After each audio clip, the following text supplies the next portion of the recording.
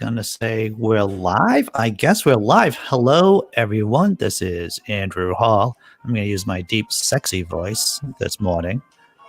And with me, with a soundtrack, apparently, this is the miracle of live programs. And I don't even know, that is some funky music you have going on over there.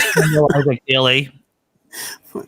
That's my son, Nick. He always leaves his phone on the desk over there. And so like I'm constantly getting his alarms.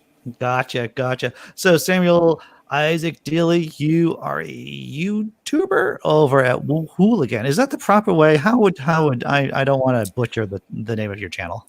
Yeah, it's like I never thought that it would be hard for people to like pronounce or spell or whatever, but excuse me, sorry. Sure. But Woohooligan is how I say it. It's just, woohoo and hooligan just rammed together. I was gonna say portmanteau, but then like I always like want to say certain words, and then like in my head I'm like, stop being so pretentious. Well, what goes on in my head when I'm about to say a word, I'm like, am I saying this right? I've given up on Senator Harris's Kamala Harris's first name. See, I think I said it right that time. Kamala, yeah. Kamala, yeah, but it like there's like 4 different pronunciations of it. Yeah, so I'm just sticking with the vice president. Nobody knows which is correct. Yeah, candidate, the nominee. I'm pretty sure that there's like people out there who know. But the thing is that I will forget about it in the moment. So I've just been trying to stick with Senator Harris, and yeah, that's my safety. I saw somebody the other day. Who was it? Pelosi's daughter that was saying that Andrew Yang was sexist for calling her Nancy. I'm like, have you seen Andrew Yang speak? Like, he calls Biden Joe. He calls he calls Trump Donald. Right. Like he just defaults to calling people by their first name, I think. Well, I think coming from his background in terms of being a tech guy, it's pretty kicked back. Yeah, that when you work in tech industries, they tend to be sort of casual first name basis. Yeah, so I could imagine why he wouldn't go around calling people by their royal titles, so to speak.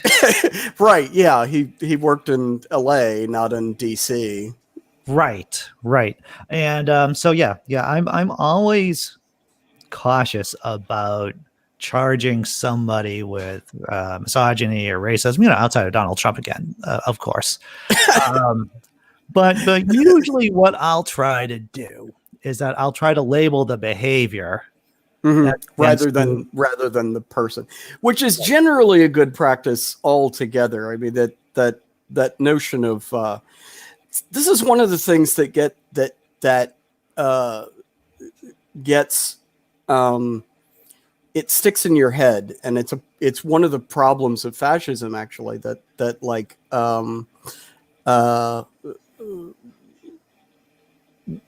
that when you label people as a thing, and I mean, not to say that like I don't do it, I call Trump a racist too. Sure. But that the challenge is that trying to remember that people do change. They're not, they're imperfect, and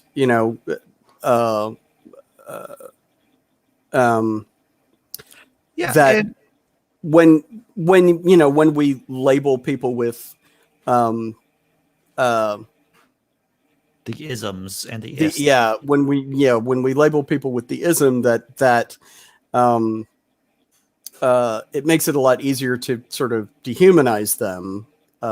that's the fascist problem that like, you Right. know, it like,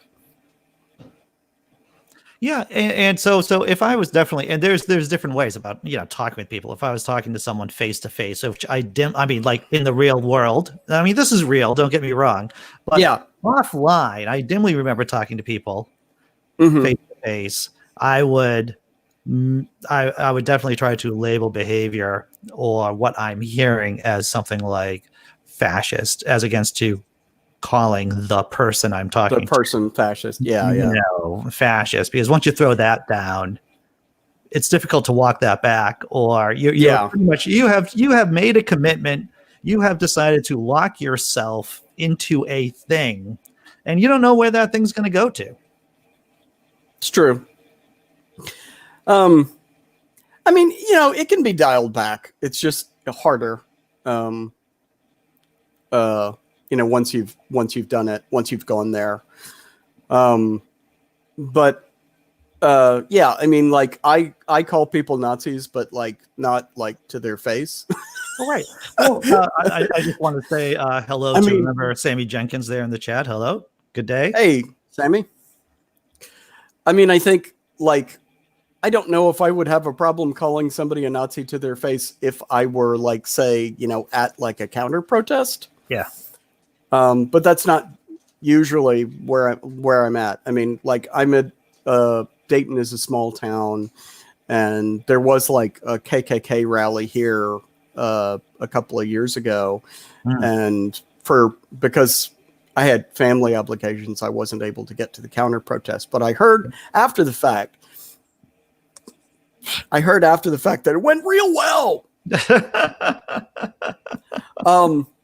By real well, I mean like they were like vastly outnumbered by counter protesters. That does happen a lot whenever the KK. Neil, the 604 atheist. Good morning, sir.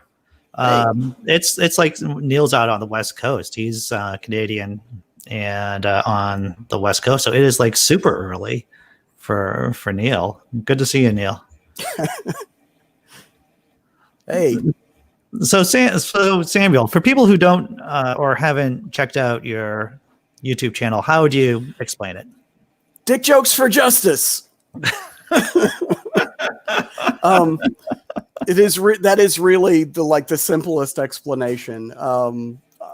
You know, I went through a couple of various different iterations of like attempts at taglines, like the elevator pitch. You know, one of my earlier ones was "I make punching Nazis fun." You know, which was like, you know, it's not, you know, obviously not meant to be literal. Like, you know, like it's never, you know, like I'm not this. There are people who enjoy getting into fights. Like I think we call them Proud Boys these days. I am not one of them. But you know, like it was meant to be, you know, a non-literal, like, you know. Right, you were rhetorically attacking the idea of authoritarian government pushing back on. Wing. Right. Ow. You're damaging yourself by thinking your mochaccino man dies in bizarre mochaccino bottled accident. Hello, Eaton Uranus. I'm going to say it Uranus like that. Thank you for following, for coming on over here from the. I do a show before this from 9 to 10, where I'm a co-host on the Daily Atheist Morning Show. Okay. And I gave people the heads up. Oh, remember Sammy Jenkins, an ignorant Aussie. Please explain the Proud Boys. How would you typify the Proud Boys, Samuel? I have heard people compare them to like Hitler's brown shirts. Yes. Yes.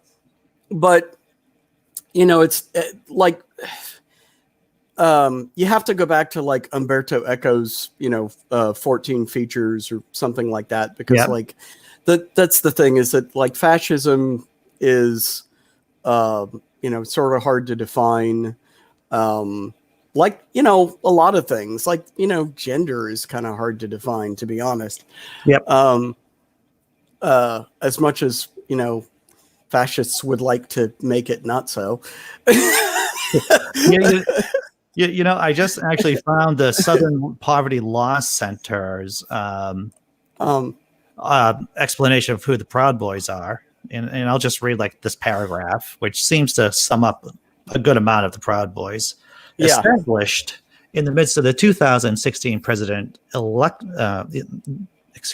I'll start over again. Established in the midst of the 2016 presidential election by Vice Media co-founder Gavin McInnes, Yep. the Proud Boys are self-described, quote, Western chauvinists, unquote, who adamantly deny any connection to the racist alt-right, insisting that they are simply a fraternal group spreading an anti-political correctness and anti-white guilt agenda. So I think we can read between the lines here, and that they're totally supporting.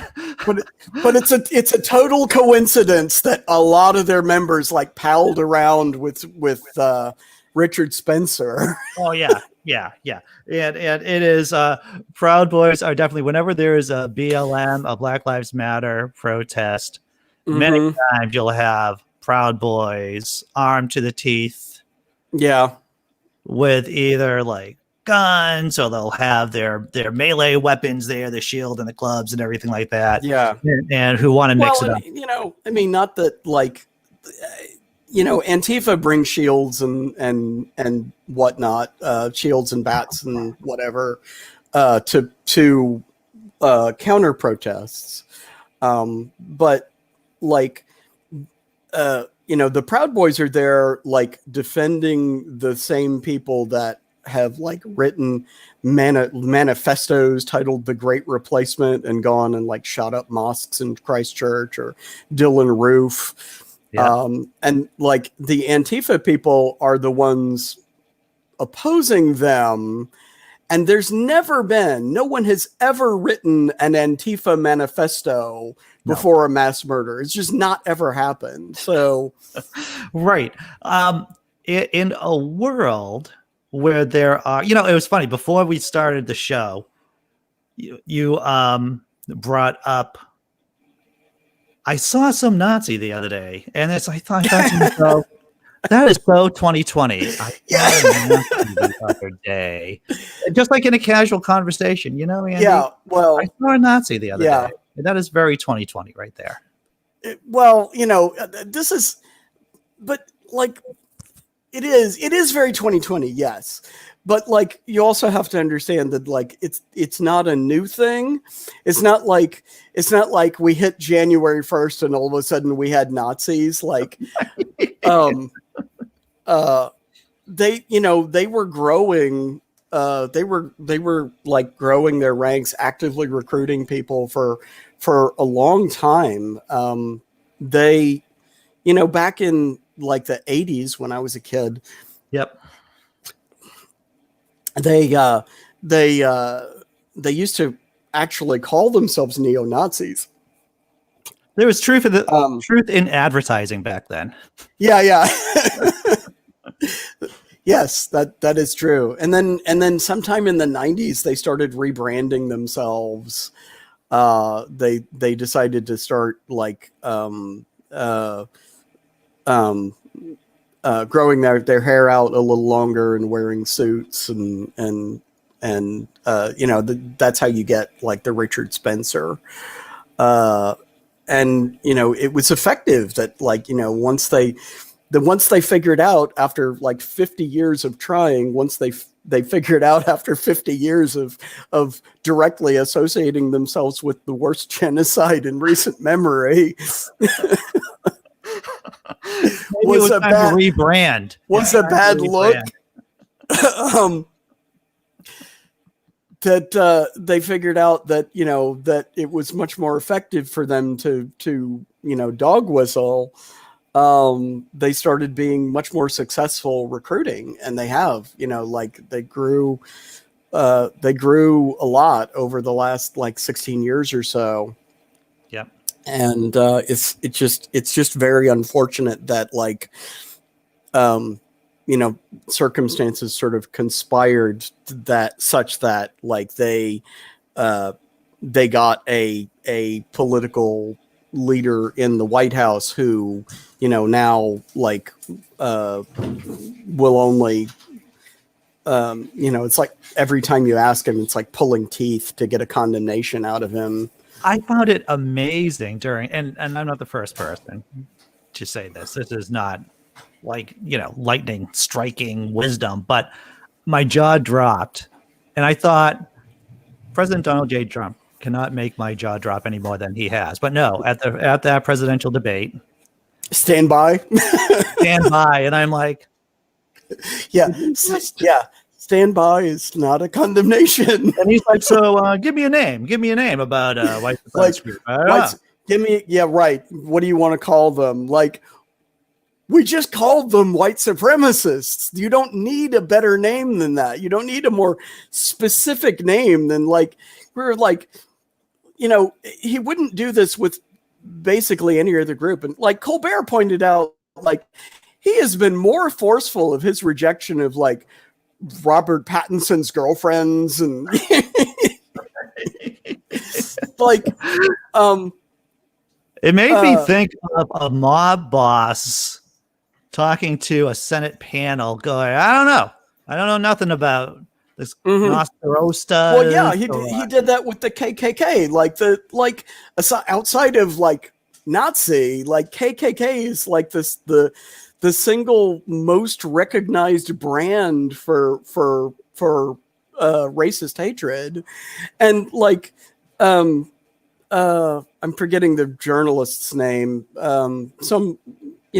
CNN, a reporter, right, was asking him like, during the campaign, like, he's like, well, I'm just asking about David Duke and the Klan. And he's like, I don't know anything about him. Like, the KKK, that sounds like some kind of blue state problem to me. Yeah. I mean, that's sort of like, like, I don't know. I never heard anything about this, George Washington guy. I'd have to look into that. So I've been asking. 1930 is the new 2020. Very nice, Sammy. So I've been asking this question of my friends and people who've been on the channel. Do you think Donald Trump is going to be in office 1 year from now, like in the presidency? And you see how I cut through a lot of, well, if it's legal, if it's not legal, the back and forth. It's exactly the what ifs. I'm just saying, will he be in office by hook or by crook, by legal or no, or maybe not so legal means? Will he be in office this time next year in the presidency? So, I want to say no. But I want to say no, but so many other things have happened in 2020 that I never would have predicted. That like none of us would have predicted half the shit that happened this year. And so there's that, but then there's also like I mean, we want Trump out. Yes, definitely. But I think there's also a concern that like we need to remember that like just getting Trump out is not the end of the problem. Even if he loses the election in a landslide, there is likely to still be you don't need to do that, by the way. Even if he loses the election in a landslide, there's likely to still be a fair amount of violence going on, within a few days of the election. Right. I mean, that's, the FBI are saying that the Proud Boys pose a direct threat to, like, physical threat to, like, the polling locations. Yeah. Yeah, and that's crazy. The idea that there'd be basically brown shirts monitoring. Yeah. people who are voting in the midst of the pandemic. Crazy. Yeah. So I want to ask people in the chat, for those of you who are listening and can type in, do you think President Trump is still going to be effectively the president of the United States? Is he still going to be in office 1 year from now? I'm just curious because I'm in the minority when I say, because whenever I ask people questions like, that question, I am typically the person who says, I don't think he will be in office. While most, and maybe I'm just an idiot, dude. I'm going to say that I am probably like certifiably an idiot. I should get a card, like some kind of identification as such. But most of the time, people are like, "No, he's still going to be in office a year from now." You should talk to what is his name, Bill Engvall, about that card. You know, was it Engvall the guy that did the "Here's your sign"? I think that might have been him. I'm not sure. I don't know if you've been talking about comedy. I've been watching the show, the Showtime documentary on the comedy. It is in the Comedy Studio, the Comedy Store over in LA, and it's been pretty magical. There's only been 2 episodes out, an hour long. But if anyone wants to know anything about the history of stand-up comedy, you have to really know about the Comedy Store out in LA. Actually, my girlfriend and I were just out there before the apocalypse started, and we had a great time. It was pretty magical. Yeah, I've never been. The only thing that I really know about the Comedy Store myself, at least as of yet, I've not watched any of the documentaries or anything. But the only thing that I really know about it is that, if I remember correctly, that was started by Pauly Shore's mother. And Mitzi. I forget her name. Yeah. And I, like the running joke is that, he grew up just, immersed in all of that and none of it rubbed off. Well,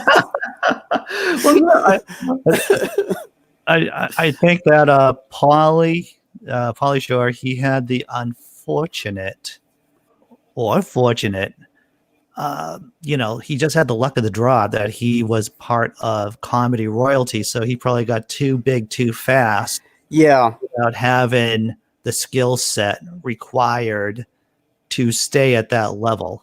Right. Yeah. Well, I don't know. I think that Pauly Shore probably just,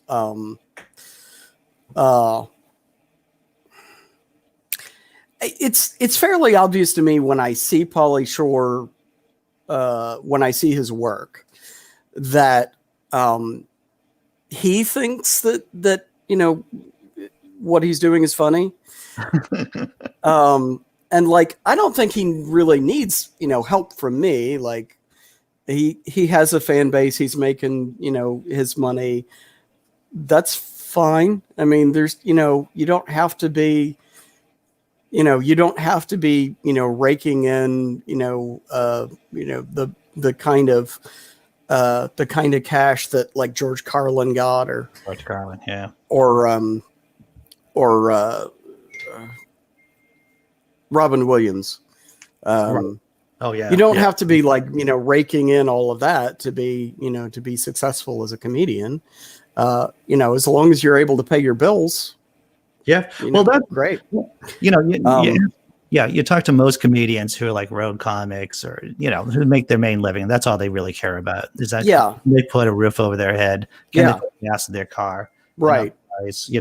But there are plenty of like famous comedians that famous comedians that like, I see their work and, my response is, yeah, okay.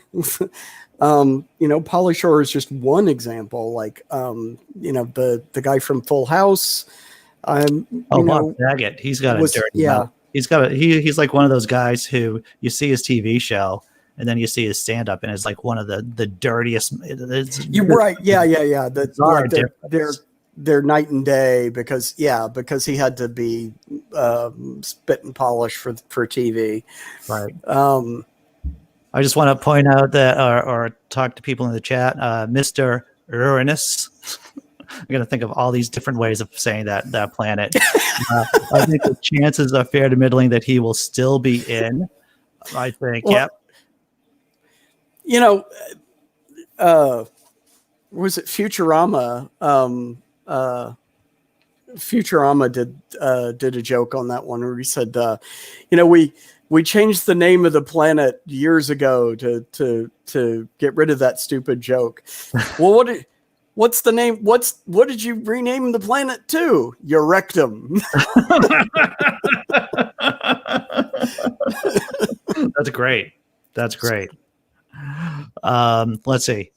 Natural atheist says, I don't make predictions like that. I don't know enough about the variables. Well, that's, that fair enough. Fair enough. I do see a lot of Biden and Harris signs in my area.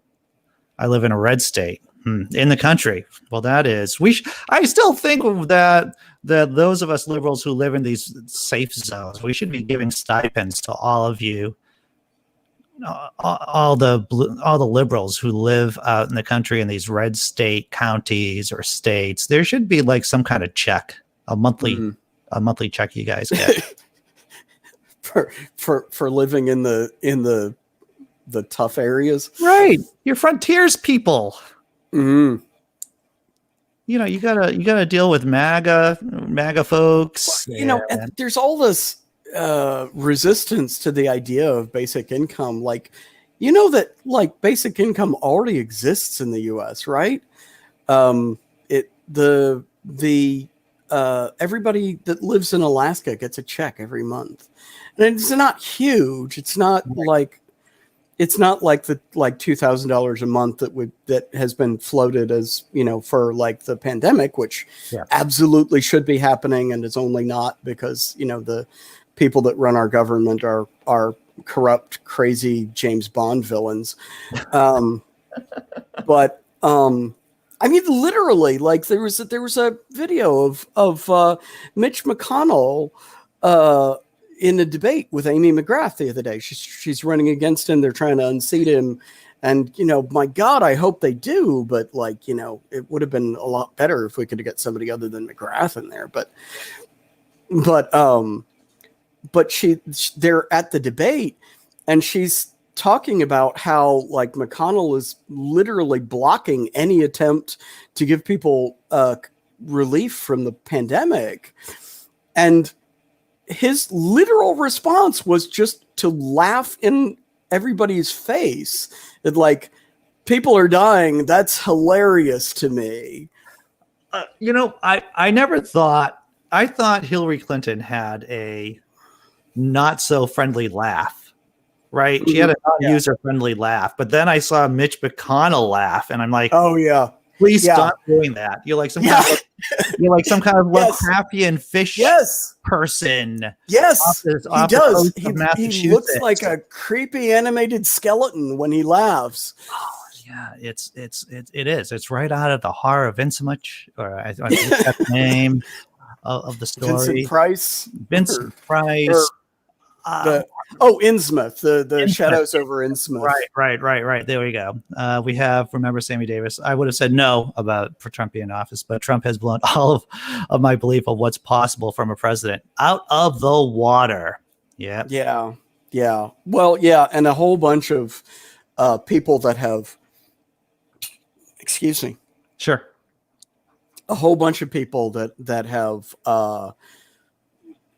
immigrated to the U.S., fleeing authoritarian dictatorships in other parts of the world, have over the course of not just the last year, but like literally since his inauguration, more and more of them have been, publishing, whatever they can publish, so, saying that like, look, every day, every week, this guy looks more and more like Pinochet or, whoever, like whatever guy it was that fucked up our country. Right.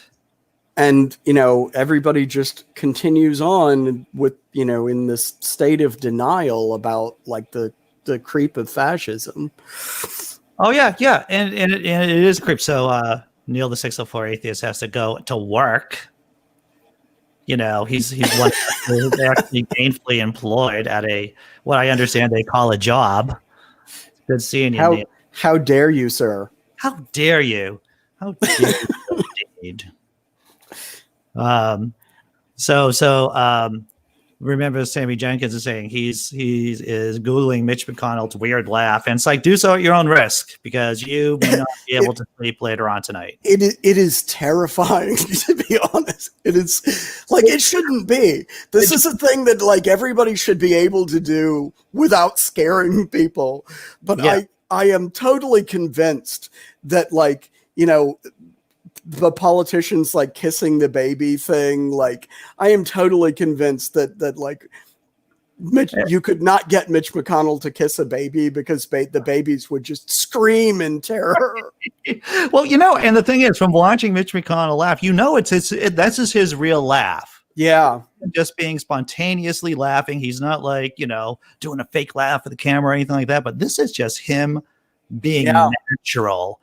And it's really disturbing. That's what it is.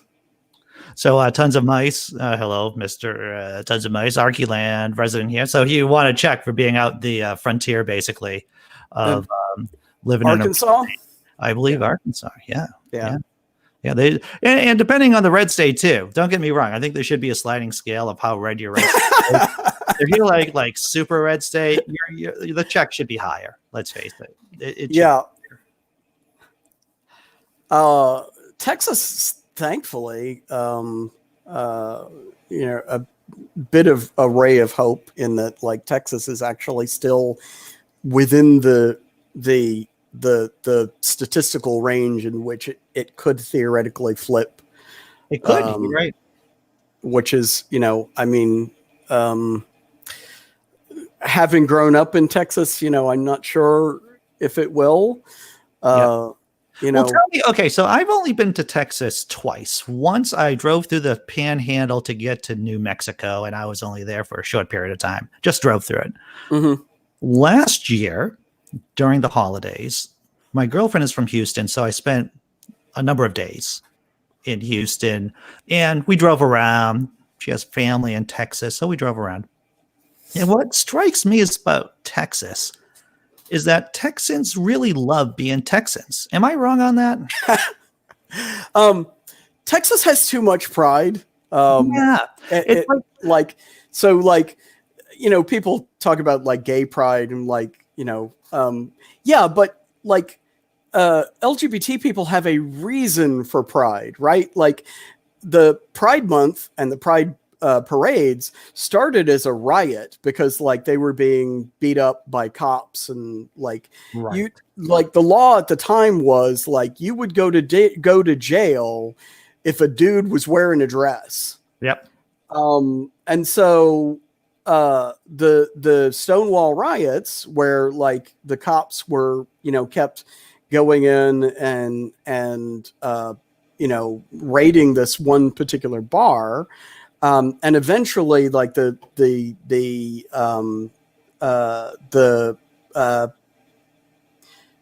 was actually started by trans women.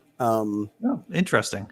But like it turned into a riot. Yeah, and that was what sort of kicked off the most recent push for LGBT rights that ultimately in the long run led to the now jeopardized same-sex marriage. Yeah. So I was thinking. So my point about Texas, right? Yeah. That they're a lot like this. They're a lot like the Scots, right? Because my it's not Scottish, it's crap. Exactly. So the Scots, they care more about being Scottish than anything else. And I would even say that both groups of people care more about that kind of tribe, like Mhm. for Texans, Yeah. Scots for Scotland, more than they care about Christianity, Yeah. more than they care about political parties. Yeah. So, And and I'll tell you this, I'll float you the idea that I had before the primaries. If the Democrats could have gotten 2 Texans on the ticket, 2 Texans, the whole thing would have been won by now. There would have been no chance for Donald Trump to have an electoral victory if you had a Texan as president and as vice president. Sure, we'd have to hear their crap for the next year. We'd have to hear Texan in charge, Texas in charge. Don't mess. You think it all it needed was for the person on the ticket to just be like, a sort of belligerent, self-centered person that it wouldn't matter who? From Texas, and everyone, I think a majority of Texans would be like, I don't care if they're a Democrat. They could be, Yeah, right. Just because the state is so large. Yeah. The state would be so large and people love being Texas. Yeah. And Texans. that is a really weird flex to be like, yeah, we're awesome because our state is large. Like, and I did that, and that I had a video called Gay Pride and Prejudice where I talk about that. And they're like, you never hear Vladimir Putin making that brag, like Russia is larger than all 50 states, like. Right. Tons of mice says in the chat, this town's nickname is Fort God. And my mailman is a Trumper. It's like, isn't Trump trying to end the post office? Yeah, but the mailman? The mailman's a Trumper, and he's like, yeah. Like, I don't care if he eliminates my job as long as it's him. Like, oh, right. As long as a liberal isn't destroying my life, I'm fine with it. I'm fine. Yeah, I'm fine with a conservative destroying my life. Just, right. As long as it's a conservative fucking me over. Right. That's fine. That's fine. Yeah. It's so, yeah, there was another, like, in the research for the video that I'm working on right now, which is about fascism. I downloaded a clip of the mom wall getting flashbanged. And the one that I downloaded happened to have been put up by, somebody with like fascist sort of leanings, and like their channel was very small. They're not like one of these like, big time, fascist stars. Like not like Richard Spencer or anything. Right. But there were a couple of comments left on it, and like literally like, I mean, you can see like they're unarmed women. They're all just standing there, locking hands, holding signs, and they're chanting. The moms are here. Feds stay clear. Whatever it is that they're chanting, slogans. Right. But you can tell they're entirely peaceful. They're not doing anything. And like they get flashbangs thrown at them. And like, how can you possibly look at this, this group of people and think like, yes, these people got up that morning and said to their younger children, don't worry, Timmy, Mom's got to go out and make sure that the cops don't get their hands on any vicious murderers. Right. Fuck 12. And yet that is literally what these people were saying in the comments. Like the one guy commented, their children are out murdering, like at this moment, like they are here so that their kids can go kill people. Oh yeah. It's one big cabal at the PTA. Yeah. It's like, that's exactly it. You have been able to discern the deep cabal. But that's what authoritarianism is, right? That like, dear leader said it, and so therefore, it must be true. You cannot dispute anything that dear leader says, no matter how absurd it is. Yes. Yeah, and if anything, if there was going to be an argument, I imagine it would be like an argument that many fundamentalist Christians have about who can be the most fundamental. Mm-hmm. Yeah. about the source material. Right. So, it's like, so who's going to hell? Well, everyone but, these people who believe certain things. And well, who deserves to vote? Well, only people who agree with us, obviously. Yeah. Yeah, right. And they're doing that. I mean, if you look at like the voting lines. Big sale anarchists. I see that ton of nice. Excuse me. Sure. You see, people are waiting like 5-8 hours in line to vote. Yeah. And like, this is not like other democracies don't do this. No. And, like they're holding elections during the pandemic too. And, none of the other like functioning democracies are like, okay, so we're going to close down all the polling locations. I think the operative word there is functioning. Democracies. It's functioning democracies. And yeah, well, the U.S. has not really been a democracy for a while. It's an oligarchy. Well, that is true. That is the thing that I've been hammering in on for quite a while, is the fact that we have a Christian theocratic oligarchical kind of system, rapidly like devouring whatever democratic institutions that we have left. I would contend that I would contend that the designation of Christian on that label is sort of extraneous. Like, yes, they are, but I don't think that really has anything to do with their control of government. Well, my friend, it is the evangelicals that vote Trump into office now. Now they might get their pots stirred by big money, but the evangelicals are the foot soldiers of the oligarchs. Okay. And go ahead. I don't think that like it had to be evangelicals per se, or necessarily Christian. Like it could be any given group that is doing that, and also that like, at least in the case of Trump in particular, like he lost the popular vote by like 3,000? 3,000? Not 3,000. 3%. 3%. It was by a substantial amount. It was a substantial loss on the popular vote. Mm-hmm.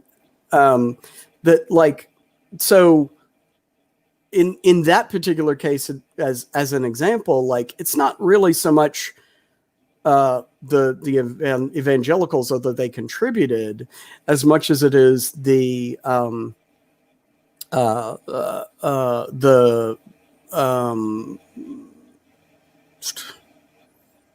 electoral college, that like a large part of I think the larger bulk of the reason why he was able to swing the election is because we have this electoral college system and new technology that allows like the Russians and whoever to like specifically, demographically target the couple of districts and swing states where they can just move, like they only need to get like a handful. They only need to get like 4 or 5 people to change their vote, and they can swing that district.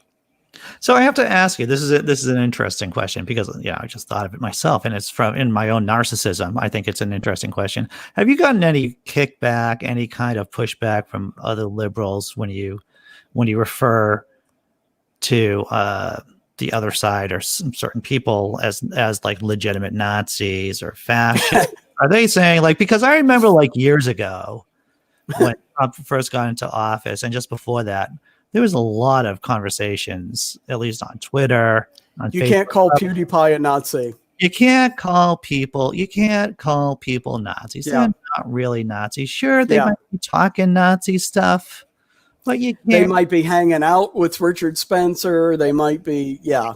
out with Nazis, but you can't call them Nazis. I don't hear that conversation anymore, Samuel. I don't see that No? going in on Twitter, at least with people where my little corner of Twitter is. That conversation is like the crux of like the video that I've been working on that I'm hoping to have out before the election. But yeah, that notion, I framed it around the N-word actually, where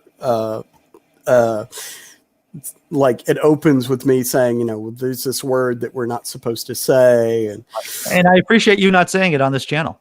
Well,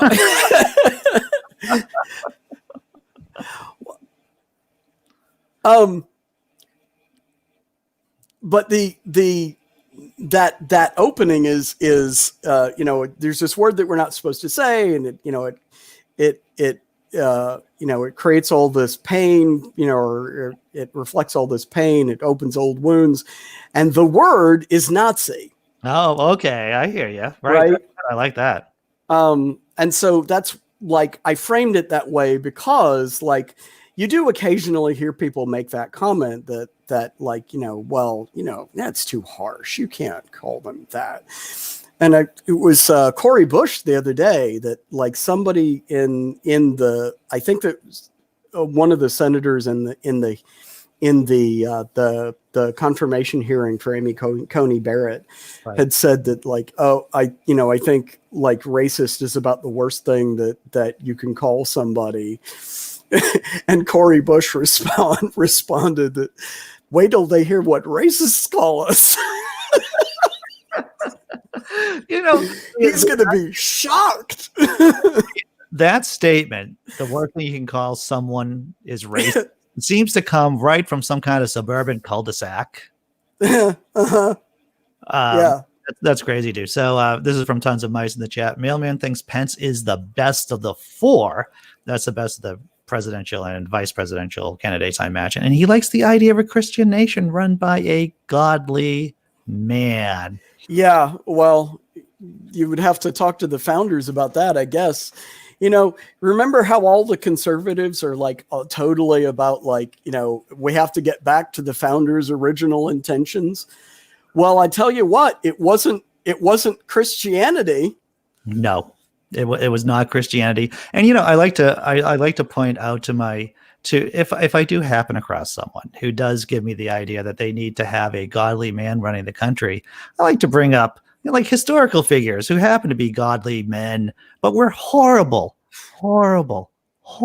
at their jobs. Tsar Nicholas II helped tank the Romanov dynasty in Russia during the just a series of incompetent and horrible, policy choices. Yeah. And there's been, littered throughout history are just people who are quote unquote devout, but horrible at their jobs. Yeah. Well, that's also like the crux of fascism is they would like to see a sort of it's weird. So that we got away from hereditary monarchies, right? Yeah. But that's what fascists ultimately, in the long run, that's what they really actually believe in is this notion of that like it's not about effort. What a person accomplishes is not about like the amount of effort that they put into their work. It's just about their genes, their DNA. Yep. And so that's how you get the Aryan master race, because like that's about genes. It's not about the effort that a person puts into it. They're just naturally superior. Well, it's But just like Trump being naturally immune to the coronavirus now, right? yeah, right. Yeah, exactly.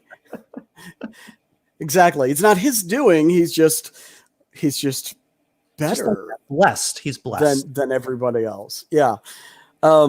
Yeah. And Trump, if you pay attention, Trump goes on and on about like how, genes is the most important thing. He calls it the horse race theory. You don't get a slow horse from a fast horse. Um, I love it when people who don't understand things talk about those things as if they were experts. yeah, right. It's like, Right. I don't think you understand those things, what you're talking about. Yeah, I mean, entirely aside from like, genetic science, like he's never even been, probably near a horse breeder. No. No, not at all. Yeah. And so, I did another video earlier. I keep talking about my videos. You can talk about your videos. That's fine. I did another video earlier, a 3-parter on a book called Mindset by a researcher named Carol Dweck. I remember that. And her research, she has this, well, the lay term is the mindset model, where everybody is sort of on this spectrum between what she calls a fixed mindset and a growth mindset. Yeah. Where it basically boils down to like what you think about like the nature versus nurture debate.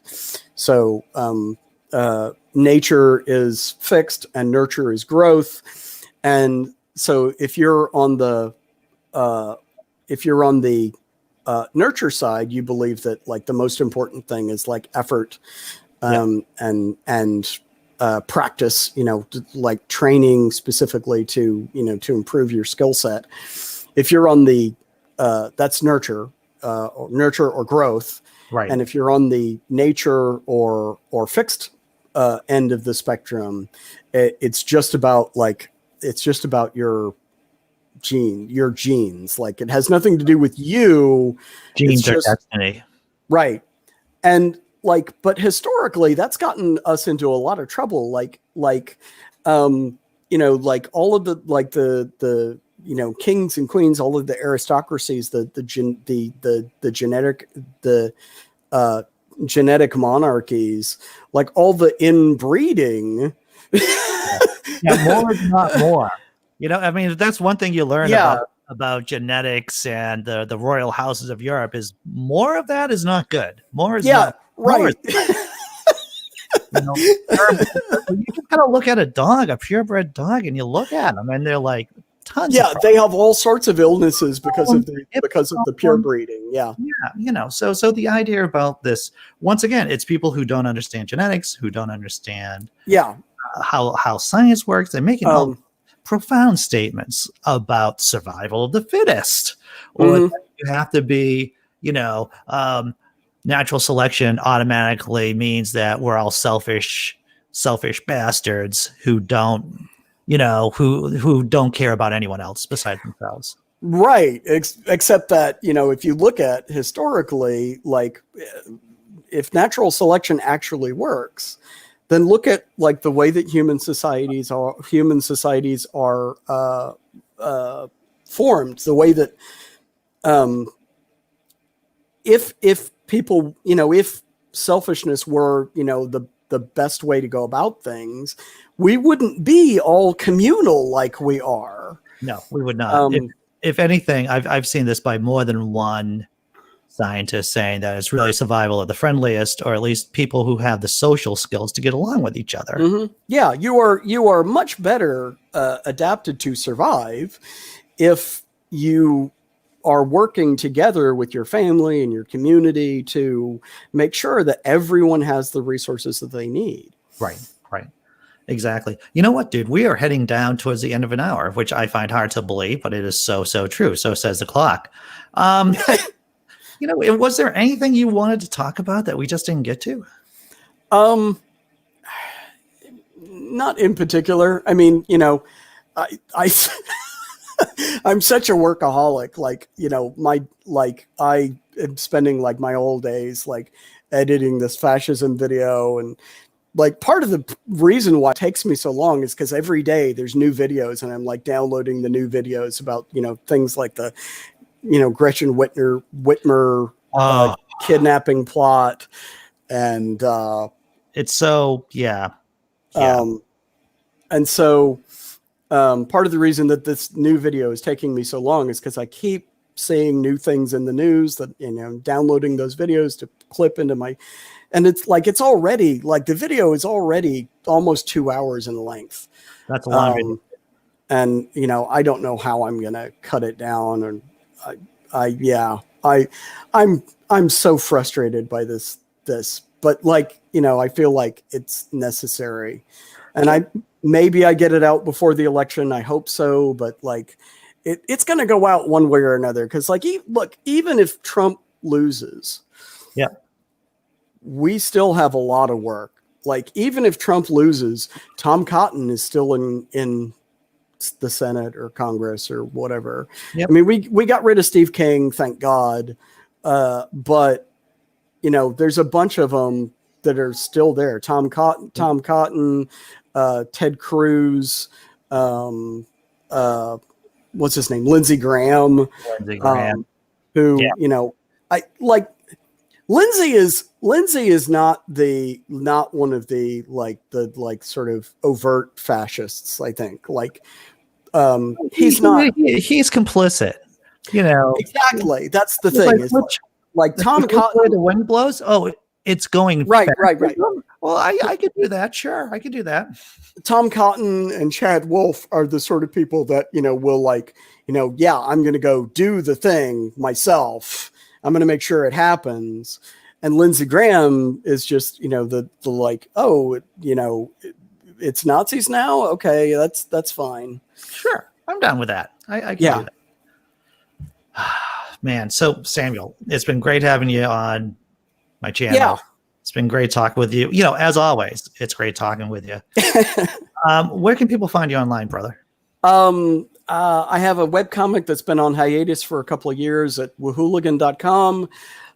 Most of my comedy these days is on my YouTube channel, Whooligan Comedy, WOOHOOLIGAN. Just, woohoo and hooligan, you just jam them together. If you search for that on, without the word comedy, if you search for that on YouTube, the first thing you're going to find is a guy who does fashion reviews in the Philippines. He actually, when I first saw him, he had 50,000 subscribers, and his channel was all about sneakers in the Philippines. Wow. Sneakers are mad popular. People love sneakers. Yeah. I just thought it was interesting that you could get such a large following for such a small niche. No, there is a very large market for people and sneakers. I don't really understand it that much, but I know it's huge. Yeah. So that's, if you search for Whooligan, that's the first guy you're going to find on YouTube. Scroll down a little bit and you'll find me talking about, Nazis, literal Nazis, in the armbands and everything, showing up to pride parades. And from what my takeaway from our conversation is I should start an anti-fascist sneaker channel. Is that what I'm hearing? I think that's right. All right. Enough of the cheap jokes. Everyone in the chat, tons of mine. Yeah, more dick jokes for justice. Remember Sammy Jenkins. Everyone else, of course, Yo Natural Atheist. Thanks for watching. This has been insanely fun, but that's what I'm all about. Insanely fun. Tomorrow at 10 a.m., I'm doing a great show titled Are Americans Stupid? And that is based on the recent Psychology Today article. Yes, I have the author on. and we're going to be talking tomorrow at 10 a.m. on this channel. Samuel, Isaac Dealey, thanks for coming on once again, sir. Thanks. Have a good one. You too.